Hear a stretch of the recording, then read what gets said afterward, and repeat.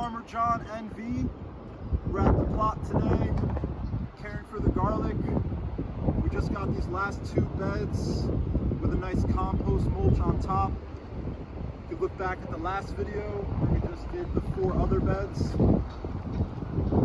I watered today because it's really windy.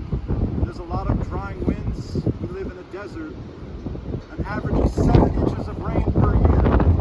So I think there was enough moisture sank in the beds, but now that the winds are starting to pick up, we are supposed to get a little bit of rain, but I think it's time to start watering the garlic.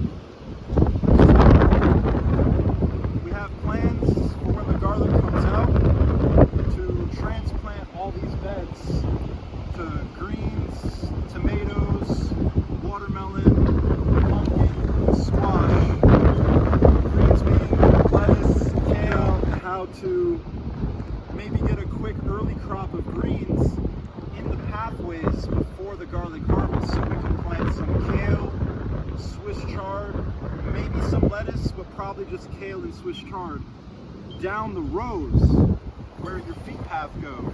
So you really only have like this much foot room to get down the paths, but I think because it's so dry, doing denser plantings will help retain more moisture and it'll give us an extra crop in return. So that's the thoughts and ideas. Things are looking really good, even after a few days of since we were here last. I didn't check under the mulch before I watered. It's still pretty damp down there. It could just be because I just watered. But I'm also thinking right here, since this is such a big pathway, maybe from like extend each one of these beds like out to here, or just make like one long bed all the way down, going south to north. And this could be for sweet potatoes, beets, root crops, carrots. So yeah, and then one thing I didn't get to explain last time is that there's six different varieties of garlic right in this one bed. So that's why like some are planted more dense than others, and there's an elderberry cutting right in between before it switches to the next variety. These really small ones right here, so this is a soft neck variety, and it's a heirloom variety that came from England and then was grown in France. And soft neck varieties don't usually put off what's called a bulbous. Usually only hard neck varieties do that, but this soft neck variety did put off a bulbous. So all these little tiny ones were just the bulbuses that I planted. So all these little tiny ones will only grow to a full-size clove this season, and we'll leave them in here.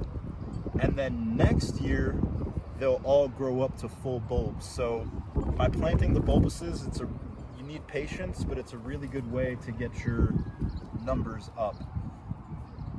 And then it goes to 6 different here. And then for the next 4 beds, 1, 2, 3, and 4, that is all what I call edible acres variety. I don't know the actual name of the variety. I'm led to believe it's a mixture of a few different varieties, but it comes from a permaculture nursery in upstate New York, Finger Lakes region. It's been growing it for over a decade. So I've been growing it in Vermont for the past 4 years, and now brought it out 3,000 miles across the country to grow in Nevada. And I'm so surprised that it's doing so well, because it's used to growing in a much more damp, wet climate where we could see over 40 inches of rain a year. And now here, only 7 inches of rain a year. I think the deep composition of mulches is really helping. And then in that last bed, there is Allen 99, which that variety comes from Shaftesbury, Vermont, and he's been growing it since 1999. And he said that one year he didn't get around to planting his garlic, and he had to poke holes through the ice in the ground to plant the cloves. So it's really hard.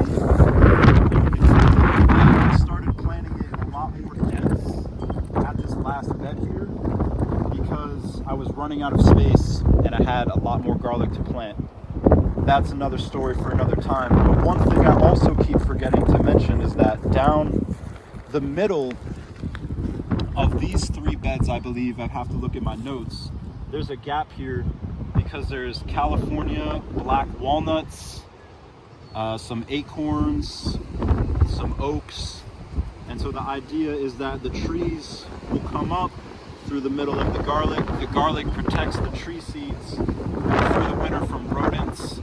Then the garlic comes out and the tree seeds take over the canopy for the rest of the season. And then you have a nursery stock come fall that you could sell bare root plants. So once the garlic comes out, there'll be trees growing in the middle, and then we can transplant the sides with our leafy greens and the other crops that I explained, tomatoes, squashes, and so on.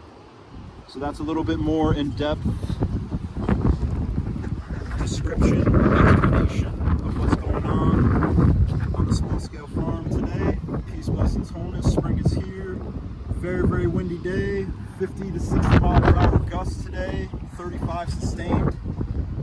And rain is coming in through the mountains. So I think you can zoom in right there, actually. Usually you can see the mountains out there where those clouds are. That's the mountains riding up the Sierra Nevadas coming from the southwest.